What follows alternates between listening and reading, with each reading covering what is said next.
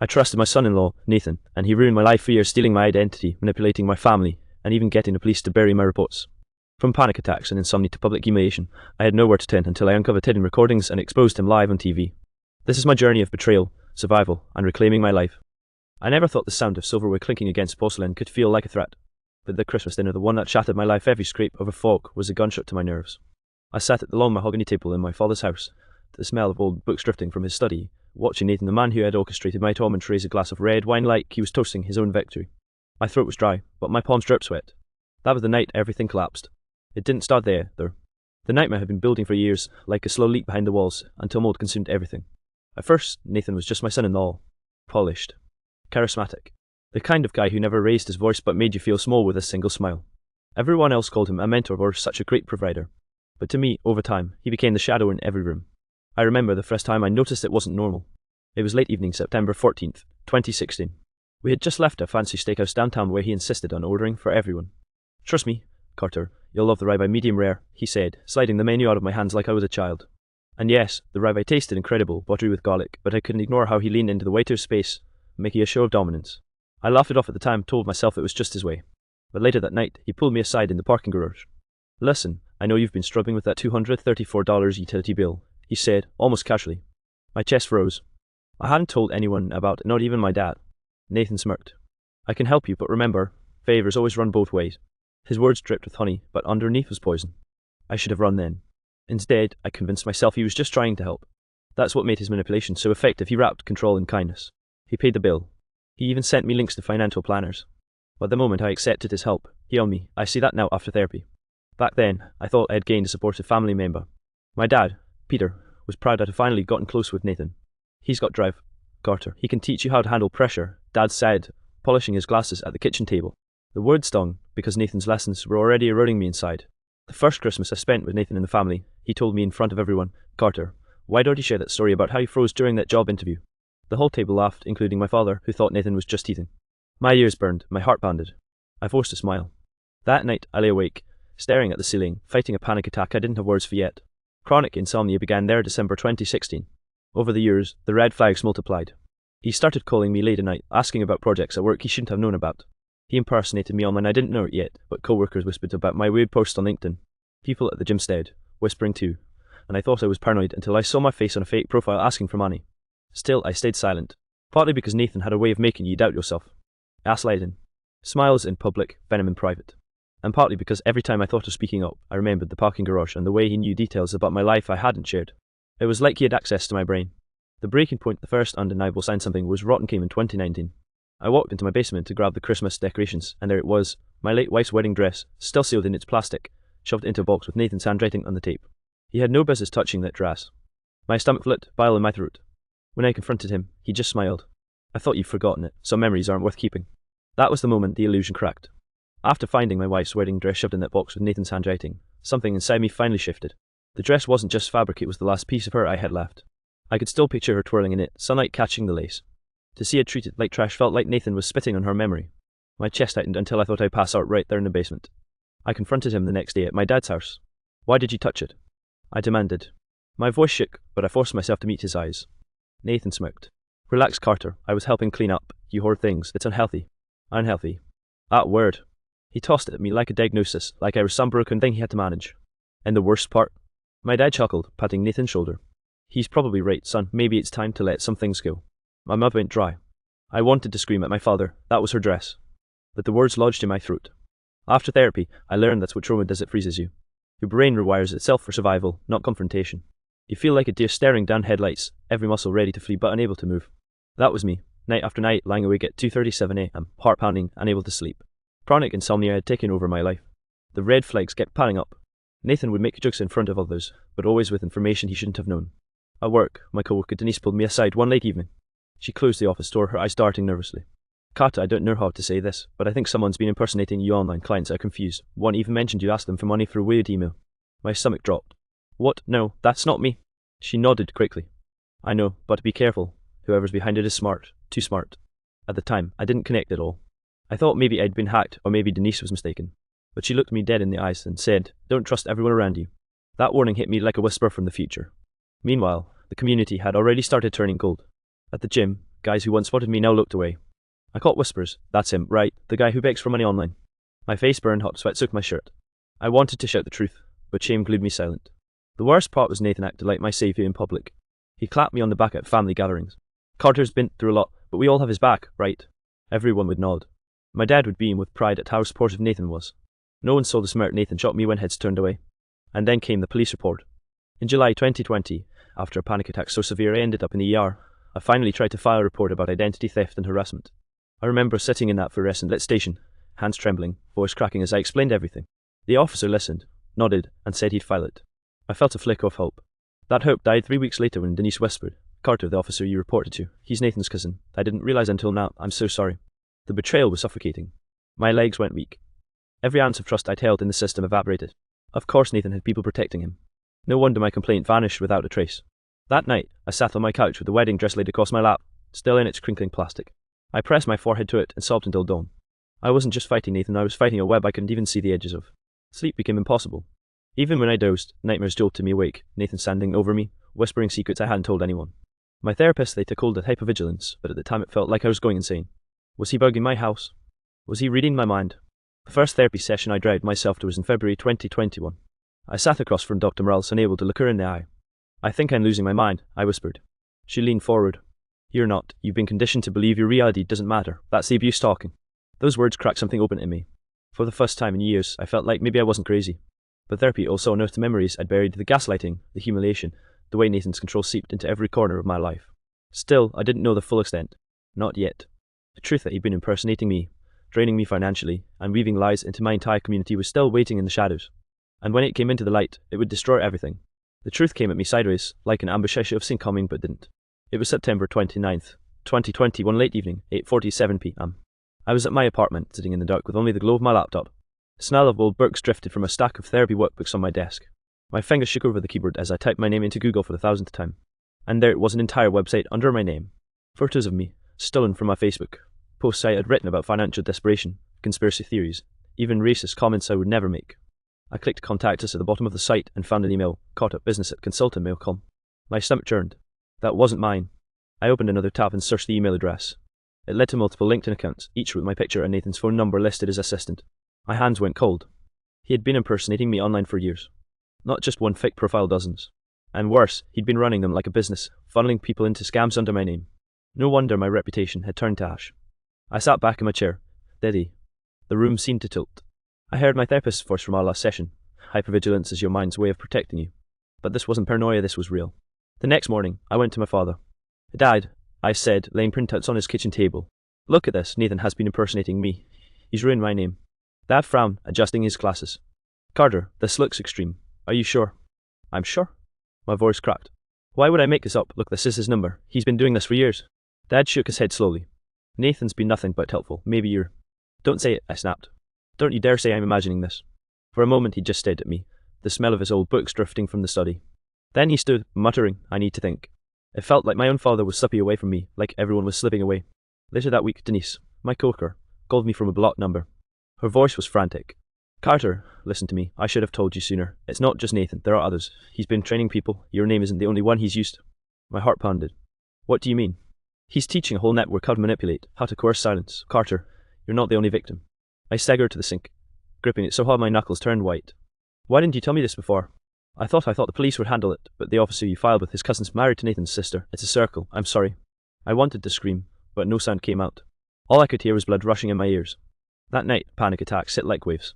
My chest locked, my arms tingled. I dropped to the floor, gasping. I called my therapist's emergency line, sobbing into the voicemail. "He's everywhere. He's in everything. I can't breathe." After therapy sessions in the weeks that followed, I started keeping a journal. Dr. Morales told me, "Write it down. Facts are your anchor." So I wrote every detail. The $234 utility bill, the fake emails, the wedding dress, the gym whispers. The act of writing made it real. It also kept me from unraveling completely. The social fallout deepened. At work, no one would meet my eye. I overheard one guy whisper, "He's toxic, stay away." At the grocery store, a woman I'd known for years turned her cart and bolted. Public shame had become my new normal. But the journal also saved me. Because in November 2021, flipping through old entries, I found something I'd forgotten. Nathan once bragged about his recording habits during a drunken family barbecue. "I keep receipts," he'd said, tapping his temple. That night, driven by desperation, I searched my old external hard drives, the ones I'd shoved in a closet years earlier. And there they were, recordings Nathan had made himself, somehow accidentally backed up when he borrowed my drive to fix my laptop back in 2017. Audio files, videos, phone calls, him laughing about impersonating me, coaching others, mocking my panic attacks. I remember sitting on the floor, headphones on, listening to his voice. Carter will never know, he's too scared to fight back. My whole body shook. Tears streamed down my face, but for the first time in years, they weren't from helplessness. They were from rage. I had the proof. I had everything. And this time, no cousin in the police force could bury it. What I did next would change everything. It was March 17th, 2022, 7:03 p.m, and I was standing backstage at the local news station, shaking like a leaf. My heart thumped so hard I thought the microphone would pick it up. Tonight was my chance to expose Nathan. The recordings, the emails, the fake accounts, all of it was ready to go live. For years, I'd been silenced, publicly humiliated, financially drained. And now, I had the evidence to rip the mask off. The producer whispered in my ear, "Carter, are you sure you want to do this live?" I nodded, gripping the stack of printouts like a lifeline. I have to. People need to know the truth. The camera light hit, and suddenly everything felt unreal. My chest tightened, panic clawing at me, but I forced myself to speak. Good evening. My name is Carter. For years, I've been a victim of manipulation, impersonation, and financial exploitation by someone I trusted, my son-in-law, Nathan. My voice wavered, but I pressed on. He has impersonated me online, drained my accounts, and orchestrated a network of deception to silence me, and thanks to recordings he didn't know I had, I can prove it. The studio audience, small but live, stirred. I held up my phone and laptop. These files show everything, the lies, the manipulation, the harassment. This is not just my story, it's a warning to everyone who thinks someone like Nathan can't be stopped. Then I played the first clip. Nathan's voice, smug and condescending. "Carter will never know, he's too scared to fight back." The camera panned to the anchor, jaw dropped. The viewers at home could see it too. I felt my panic spike sweat pouring down my back, but I kept going. "And here," I said, flipping to another file, "he is teaching others to impersonate victims, to manipulate, to destroy reputations. My identity was stolen, my life disrupted, my community betrayed." The anchor's voice trembled. This is shocking. Authorities have already been notified." In real time, I watched the studio phone lines light up. Emails poured in. Messages from friends and strangers alike, expressing shock, outrage, and support. For the first time, I felt seen. Not just as a victim, but as someone who had fought back. Then, the live call came in from Nathan's lawyer. "Carter, this is libel, you can't air this." I leaned into the mic. "I can, because it's true. Every word, and the recordings, the proof. You didn't think I'd keep them all these years?" The anchor cut to a clip of Nathan at a family dinner, laughing while recounting details of my life no one else knew. My father sat frozen in the audience, eyes wide, as the evidence played. It wasn't just Nathan, it was my own family, who had blindly protected him, unaware of the horror behind the mask. Nathan's smug grin vanished as the authorities arrived live on set. They moved quickly, seizing laptops, phones, and other devices. The cameras captured his stunned silence, his attempts to protest drowned out by the weight of proof. I felt a strange detachment as the chaos unfolded. The man who had caused me years of panic attacks, insomnia, and public humiliation was finally cornered. The studio smelled faintly of coffee and paper, but all I could register was the sound of my own heartbeat slowing for the first time in years. After the broadcast, my phone exploded. Calls, texts, and social media messages poured in. People I hadn't spoken to in years reached out. "We believe you," one friend wrote. Another, "You are brave beyond words." I realized, amid the adrenaline, that Nathan's control had ended. Yet the psychological residue lingered. That night, I lay awake at 2:16 a.m., staring at the ceiling, heart still racing. Therapy sessions became crucial again. Dr. Morells reminded me, "You've done the hard part, now you rebuild." Even after Nathan's arrest, the betrayal stung.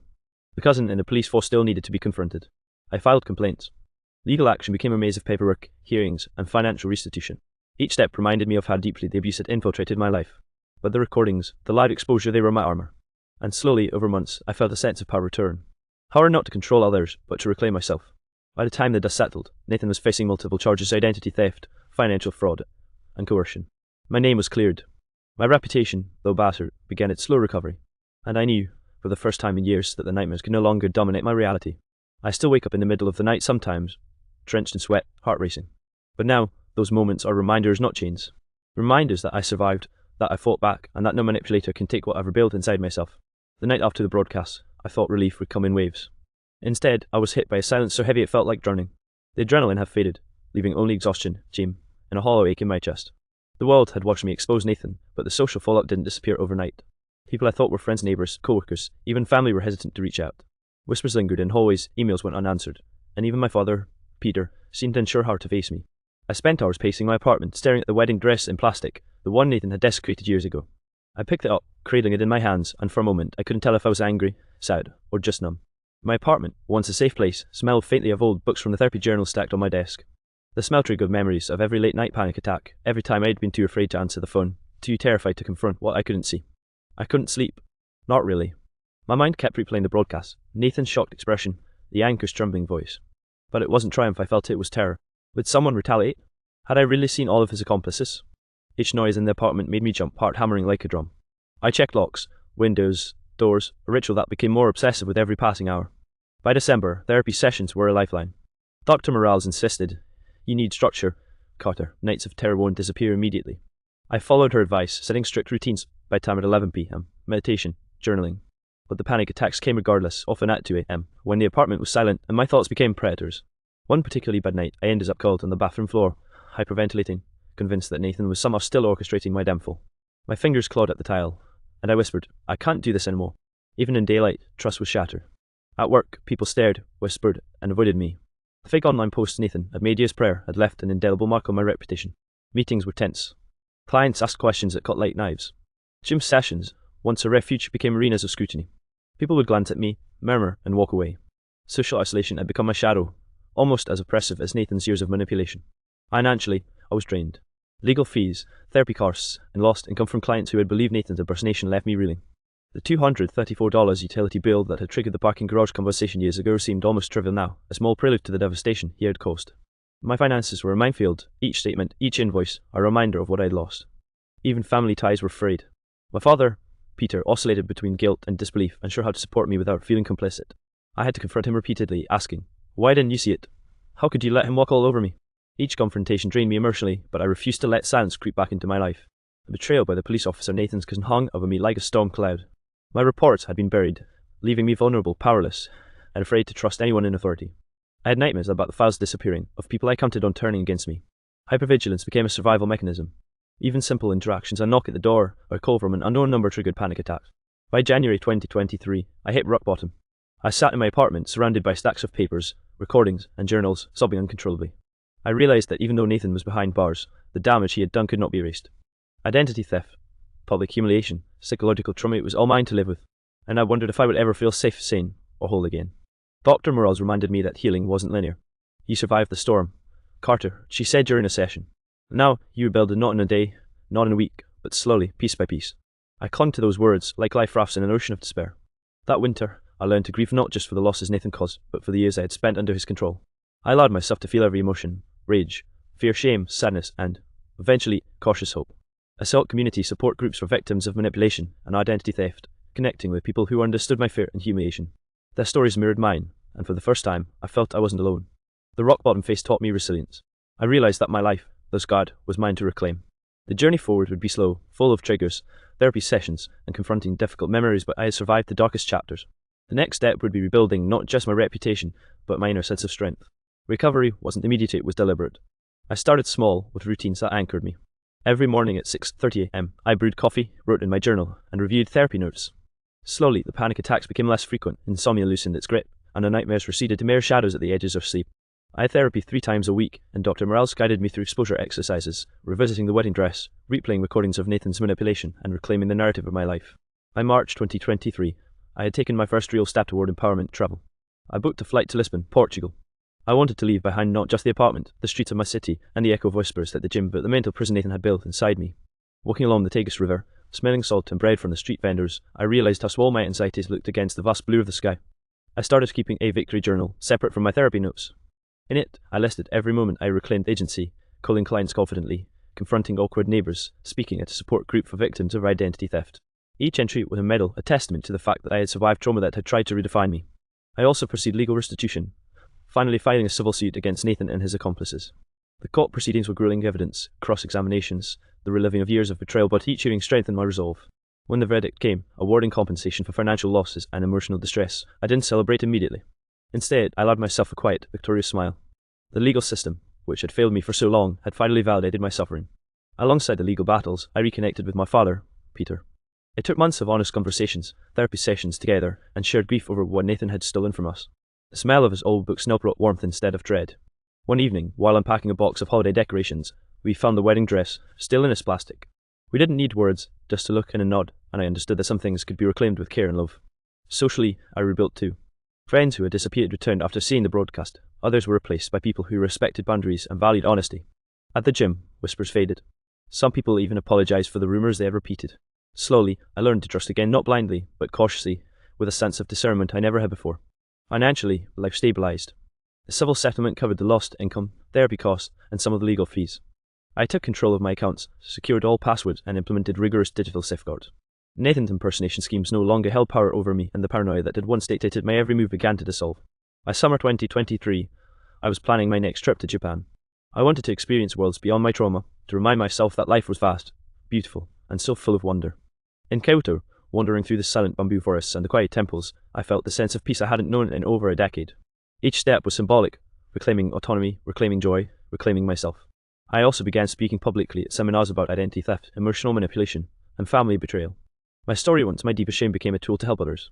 Standing in front of audiences, sharing my panic attacks, the whispers at the gym, the stolen wedding dress, and the $234 utility bill that started it all, I realized that vulnerability could be power. People nodded, wept, and sometimes laughed with relief, knowing they weren't alone. Today, I live with awareness and gratitude. My apartment is filled with the smell of old books, yes, but now it signifies knowledge, healing, and memory rather than fear. I travel regularly, explore new cultures, and surround myself with supportive, trustworthy people. I still wake up at 2 a.m., sometimes heart racing, but I breathe, journal, and remind myself I am no longer a victim. I am a survivor. The trauma that Nathan inflicted could have defined me forever. Instead, I used it as a crucible to discover inner strength I didn't know I had. From public humiliation, betrayal, and paranoia, I rebuilt my life piece by piece: legal vindication, emotional resilience, and the courage to reclaim joy. And now, when I see the wedding dress in its plastic, I smile not at the pain it represents, but at how far I've come. I traveled the world and, in doing so, discovered that even after darkness, the light of one's own strength can illuminate everything.